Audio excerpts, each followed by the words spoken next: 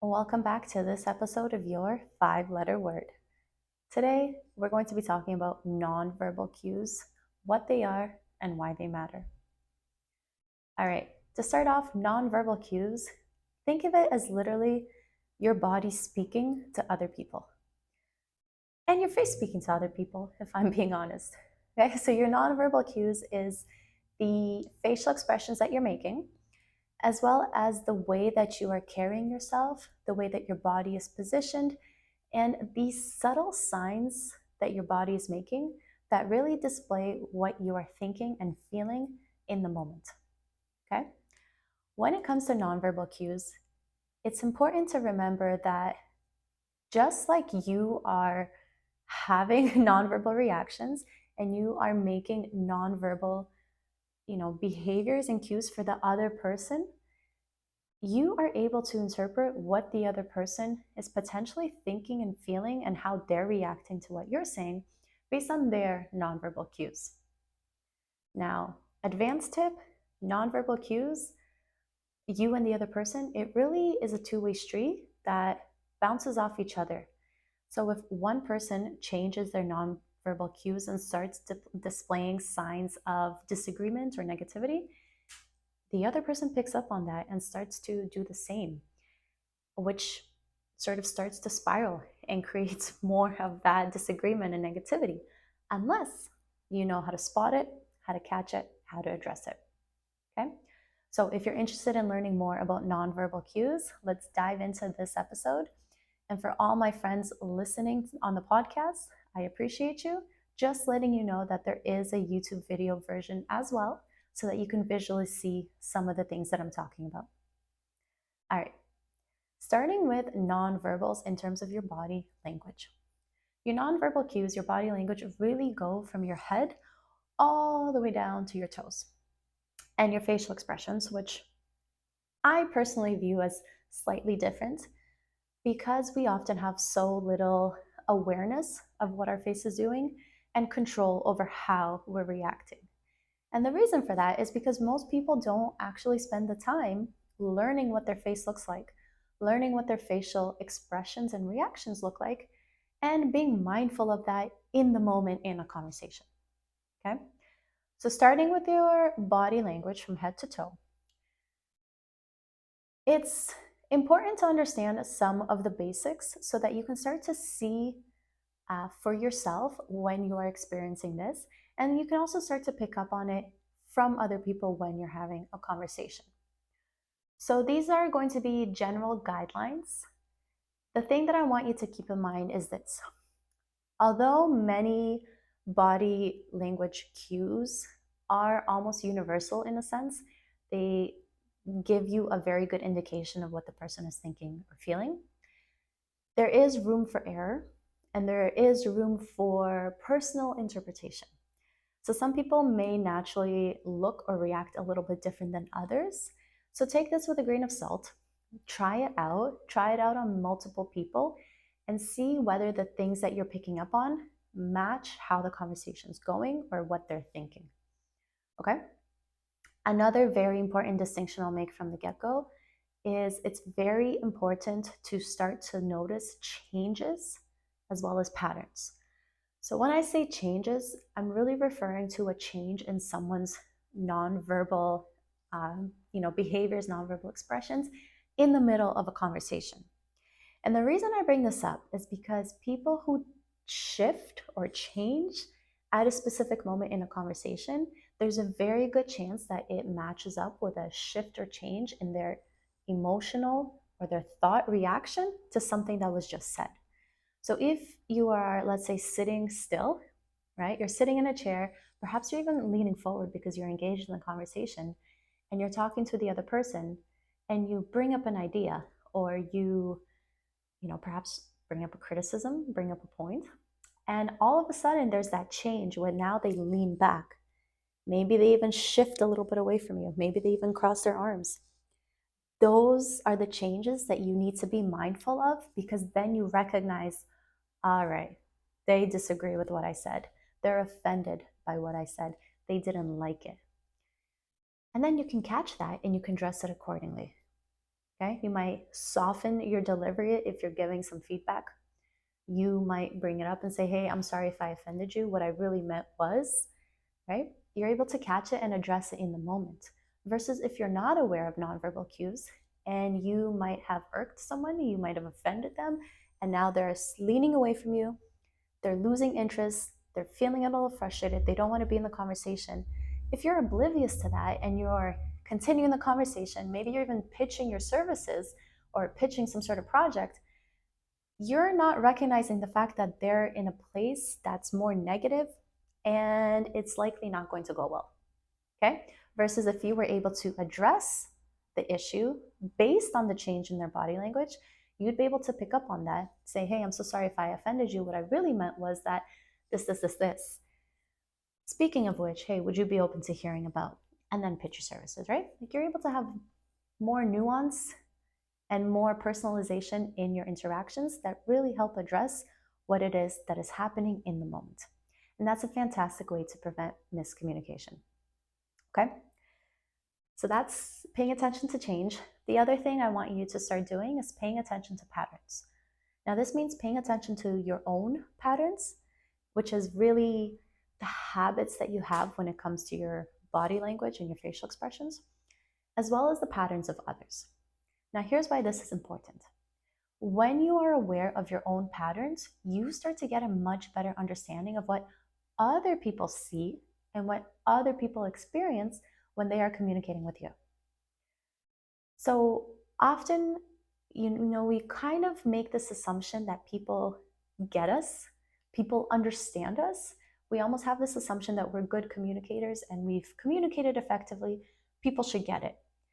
And if people don't get it, if there's any miscommunication, we almost jump to blame immediately and we say, well, why didn't they get it? What's wrong with them? Why didn't they understand? But really, it is your job to communicate well. And it is your job to communicate effectively with your words, with your body language, with your facial expressions. Okay? It is not their job to understand you. It is your job to communicate so effectively that you make it as easy as possible for them to understand your point. Okay? So when you are aware of your own patterns, that's when you can really get clear on what you look like, what you sound like, what other people think of you, in a sense, and then use that to your advantage. Change it if you need to. Play around with it. As an example, many people are familiar with resting, sad face, resting uninterested face, resting dissatisfied face. It's essentially the facial expression that many people make that to them is their neutral state. It's just the way that they are, is how they would say it. It is a facial expression that they make when they are just neutral, plain. They just are. But to other people, it looks like they're completely disinterested. It looks like they're completely dissatisfied. It looks like they're mad or angry. And if you are talking to someone who looks like they're dissatisfied and angry, that doesn't make you feel good. So that's where becoming aware of your own patterns is really, really crucial and critical, because that's when it clicks. And that's when you can start to put the pieces together and say, hey, I've been having conversations with people and it hasn't been going well. The problem is me. The problem is my communication. The problem is the way that I look and I portray myself, right? When you can start to put the pieces together, don't take it personally. Don't take it as something wrong with you. Take it as useful information that you can use to your advantage. Now that you know you're doing this, now that you know that you may be doing this incorrectly, fantastic. Now you can change. So rather than continuing to have conversations that don't go well, rather than continuing to have conversations where people think you are dissatisfied the whole time, now you can change that. And now you can see improvements. And that's a beautiful thing. So I will encourage you to do that. Okay? Now, patterns, sticking to patterns, it is important to identify the patterns of the other people, especially if this is someone that you will be talking to repeatedly. So if you're a leader and you have your team, you can start to pick up on the patterns and like the default go-to behaviors of each team member. Because again, everyone's a little bit different. Everyone's got that personalization to their body language. But when you know what their patterns are, when you know what their default is, that's when you can pick up on the change and that's when you can address it. So let's say you have a team member who is always happy, right? Let's go with someone who's always positive, always happy, always looking on, the glass is half full kind of person. And they tend to be bubbly, they tend to be optimistic. When you talk to them, they're upbeat, they smile, they're happy. And now you're talking about a project and they are slouching and they are retreating within themselves. They're making themselves small. Maybe their face looks long, like they quite literally look sad, overwhelmed, frustrated. That is a major trigger for you to pick up on. That's a major change to notice so that you can say, hey, I'm noticing this, you might be experiencing some challenges with this. I'm noticing that this seems to be something that is weighing heavy on your mind. Would you mind if we talked about it, right? You can address it then and there because you have the cognitive capacity to pick up on the changes and the cues of what you're seeing. Okay, so just to recap, your nonverbal cues is your body language and your facial expressions from your head all the way down to your toes that gives people information about what you are thinking and feeling. It is important to pay attention to your own body language, just like it is important to pay attention to other people's body language.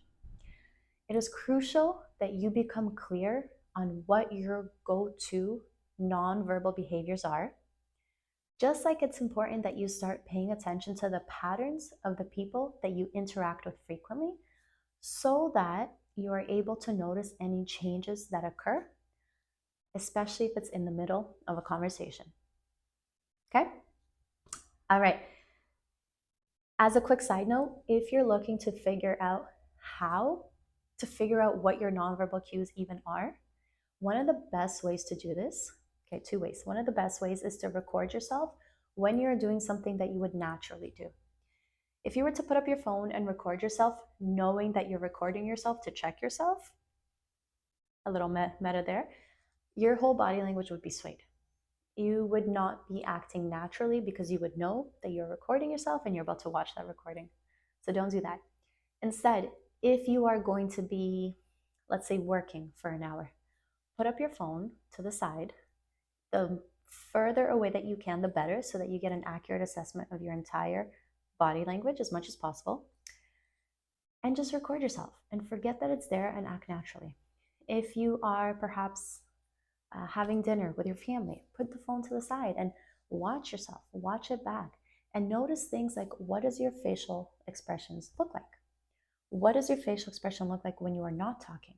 What does it look like when you are talking? What does it look like when you're listening? What does your body, your posture say? Are you paying attention and like directing yourself to the people that you're talking to? Are you zoned out? Do you look confident? Do you look like an authority? Do you look like you are comfortable? Because many people look uncomfortable, right? Start to pay attention to the little things. Now, the caveat to this, when you do that, it is easy to become overwhelmed. Okay? It is easy to look at yourself and get overwhelmed and not know what to do. And you're like, oh, this sucks. I'm terrible. I give up. Don't do that. Instead, really just pick the one thing that stands out to you as something you'd like to improve and focus on that one thing at a time. That is the trick for growth. Okay? When you're DIYing this at home, just pick one thing and work on that one thing until you actually see changes in it. And then keep working on it so that you don't lose the momentum and you don't lose the changes and default back to what you were used to. Most of our nonverbal cues are habits that we have developed over years, if not decades. So spending a couple days, spending a couple hours, spending a couple weeks likely won't create that long-lasting sustainable change. And that makes sense because if it took you years to form a habit, you won't break it in hours. It's just so unlikely, okay? Let's be honest here. So go into it with the expectation of this is something I'm going to work on for the next several weeks consistently. And when I say consistently, it doesn't mean you're going to do it once a day. It doesn't mean you're going to do it twice a day. It means you're going to do it as often as you can especially when you remember. So, the beautiful thing about nonverbal cues is that we are doing them all the time, whether we know it or not, every conversation, but also every task that we're doing. Even if we're not talking to someone else, our body language is still expressing how we are feeling in the moment. So if you're sitting at your desk and you are working, so let's say you're leading, you're a leader, you're leading your team, you're sitting at work, you have your perhaps you have your office door open, you're working on the computer, but the stuff that you're working on is difficult, draining, you don't like it, you don't enjoy it, whatever, and you are slouched over your computer, your brows furrowed, you look angry, you look frustrated, but your team member has a question to ask you. How much anxiety and hesitation do you think they're going to feel knocking on your door and asking for a moment of your time when you look annoyed and frustrated and irked? They're not going to feel that great. Versus if you're aware of your body language and your nonverbal cues, that's when you start working on it. That's when you start catching yourself. Okay, I'm working on my computer. I'm feeling frustrated. What do I look like and feel like right now? Okay, my shoulders are bent. I'm slouched over. My brow is furrowed. I'm angry. Okay, let me reset. Keep working. Half an hour later, check in again. You likely will be back in this position. And that's okay. That's normal. Give yourself the permission to just keep checking in and asking yourself, what is my body language? What does my face look like right now? And then reset. Okay? Okay. So that's the importance of really understanding the power of nonverbal cues and facial expressions. Now, let's get into what some of these things actually look like. Okay? So, generally speaking, starting from our feet, the direction of our feet indicates the direction that we are engaged in. So if you're having a conversation with someone, let's say you are standing and you're having a one-on-one conversation, and you notice that someone's feet start, they start shifting, they start fidgeting, and they move their feet away from you, that's a good indication that they are very likely trying to disengage from the conversation. They either don't, really want to talk to you anymore, they have something else on their mind, they have somewhere else they want to be. So the direction of their feet can really be an indication of where their mind is at. Let's say you're in a meeting and you notice someone is consistently shifting in their chair and their feet are always pointing towards the door. So maybe their feet are pointing, maybe they crossed their legs and their feet are still pointing. That's a good indication that they want to leave the meeting. Okay? So direction of the feet is sort of an indication of where their mind is at. Engaged with you or not. Okay, next is legs. Legs can be a little bit tricky depending on whether you're sitting or standing. Generally speaking, if someone is standing and they are, shifting their weight back and forth, if they're fidgeting a lot, sure, they may need to pee, but more likely they are feeling uncomfortable, they're feeling nervous, they're feeling uncertain. Many people tend to shift their weight and fidget with their legs when they're feeling anxious. Versus someone who has their feet planted firm and they're just standing still, they're feeling comfortable, they're likely feeling very secure, and they're likely feeling fine in the conversation. Okay? Next would be your posture.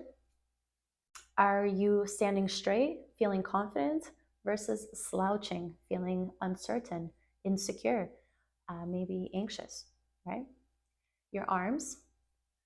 Are your arms loose and easy to move, or are they clenched really tight beside your body, right? Are you comfortable and fine and feeling confident to speak freely, or are you feeling really uptight? Maybe because you, again, feel nervous. Maybe because you don't want to be there. Maybe because you are feeling, some fear, some anxiety, right? Hands, getting to the hands. Are your hands open, which again, comfortable, confidence, feeling okay, feeling secure, versus are they clenched? Are they tight? Are they moving around because you are self soothing, right? These are all different signs of, again, feeling insecure in the situation, uncertain, right? Anxious, the same types of feelings, right? So we'll stick with confident or insecure or for simplicity, right?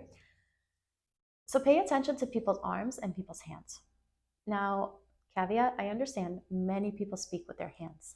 And that's okay because you can still notice a lot about someone's hands when they speak with their hands, right? If someone keeps coming back, if they're speaking with their hands and they keep coming back to really clenched fists, that is a lot of anxiety and a lot of, self-soothing kind of behavior where they feel secure and confident back in themselves versus feeling confident in the situation and just being able to move a little bit more freely.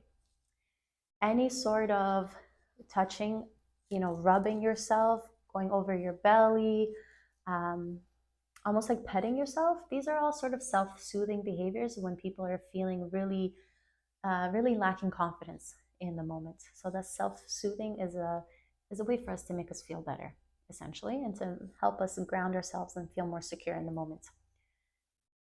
Now, and then head, last would be head. Again, same thing to the feet. Is the person looking at you? Are they paying attention to you? Are they looking away from you? Are they constantly looking away from you because they're trying to give you signs that they're done with the conversation, right? And then going back to posture for a second, leaning in is always a very good indication that the person's engaged with you, versus leaning out is usually a good sign that they are trying to get as far away as they can. Now I know, again, caveats. This is where we look for changes, especially if the changes correspond to specific changes in the conversation and patterns. Some people naturally like to lean back. They find it more comfortable. It's actually more, confident and secure because they're able to lean back. They feel fine. They're great. Versus if someone is, again, you're looking at posture altogether. This is why nonverbals matter because you're not, I feel like often when I break body language down for people, they almost have like a that sounds obvious moments. But the real key to understanding nonverbal cues is putting everything together, seeing the whole picture, and understanding the whole package of what is happening. What is the person saying? What is their body language saying? What is their facial expression saying? Okay? When you're able to put the pieces together, that's when you become such a better communicator. That's when you understand the conversation so much better. So, sure, one nonverbal cue on its own may or may not be a good indication, but learn to read the whole package of what you're seeing. So, if you're sitting there and someone may be leaning back, they're confident, they're talking with their hands, they're fine, their feet are facing towards you, they're looking at you, they're engaged. Fantastic. A good indication that they are in the conversation with you. They're just leaning back, right? Whole picture. Versus someone is leaning forward, but they're making themselves as small as possible. They're hunched. They keep fidgeting.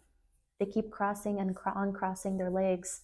They keep glancing at the door, right? Sure, they're leaning forward, but all other cues in the whole picture tell you they don't really want to be there. They're not really feeling the conversation. Something is making them uncomfortable, right? Understanding the whole picture matters.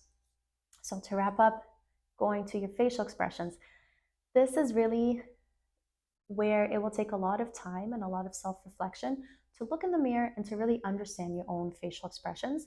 But generally speaking, most of us by now have a good indications of what people's facial expressions convey. So whether they're happy, whether they're sad, whether they're angry, whether they're neutral, bored, right? So the basics there. And then just start paying attention to, again, the changes in the facial expressions based on what the conversation, what has been said in the conversation at that point. So the key here is to really put the two together.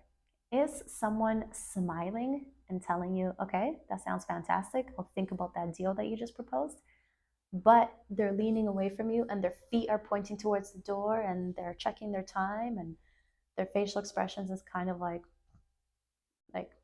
not really positive and supportive? Again, whole picture. Okay? So nonverbal cues matter. Nonverbal cues are important. And as much as some people want to deny the importance of nonverbal cues, they are happening whether you like it or not, whether you know it or not. You are giving people information about your thoughts and your reactions with what you are doing nonverbally, just like other people are doing the same for you. So learning them is a crucial skill that will help you understand communication so much better. Now, as we wrap up today's episode, My 5-letter word for you is smile. Often, nonverbal cues for many of us, the default is a little bit more on the negative side. It tends to be a little bit more stressed, a little bit more reserved, a little bit more serious.